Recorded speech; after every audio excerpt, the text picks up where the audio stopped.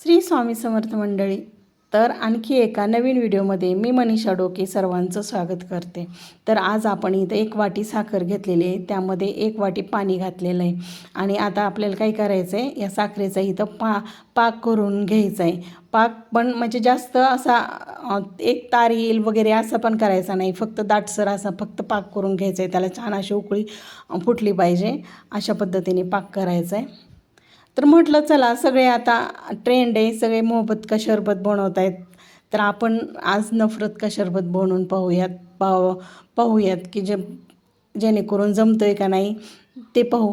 तर आज मी तर त्यासाठी इथं हा पाक करून घेतला आहे। आता इथं सगळी साखर आहे ना विरघळलेली आहे। आता या ठिकाणी इथं काय करायचं, रंग घातला आहे, मी पिवळा रंग घातला आहे। तुम्ही केसर काड्याही घालू शकता की जेणेकरून त्याला छान असा पिवळसर रंग येईल म्हणून।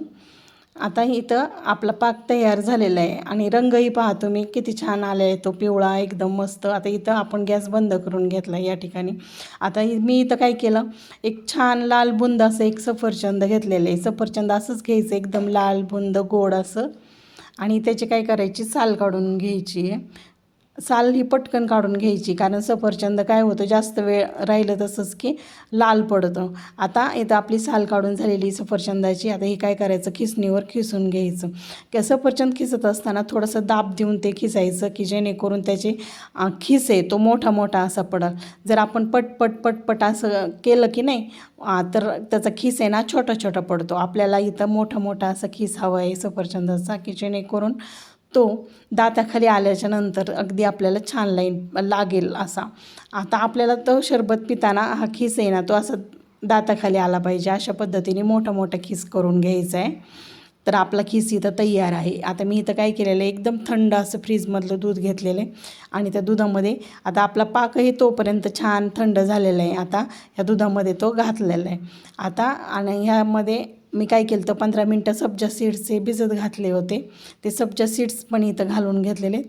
आणि आता इथं सफरचंदाचा खीस घालून घेतला आहे। सफरचंद आपल्याला ज्यावेळेस त्या दुधामध्ये खीस घालायचे की नाही सफरचंदाचा, त्यावेळेसच खिसून घ्यायचं आहे की जेणेकरून ते लाल पडणार नाही। आता इथं आपला नफरत का शरबत तयार झालेला आहे। शेवटी ह्याच्यामध्ये काय करायचं, बर्फाचे तुकडे घालायचे आणि हा शरबत आत पिण्यासाठी आता रेडी झालेला आहे। आपण आता ह्या ग्लासमध्ये ओतून घेऊयात। तर या उन्हाळ्यामध्ये हा नफरत का शरबत तुम्हीही करून पहा आणि मला सांगा कसं झालं आहे। तो एकदम सोपी प्रोसेस आहे, त्याच्यासाठी काहीही जास्त मेहनत घ्यायची गरज नाही आहे। तर अशा पद्धतीचा शरबत तुम्हीही करून पहा। बाय।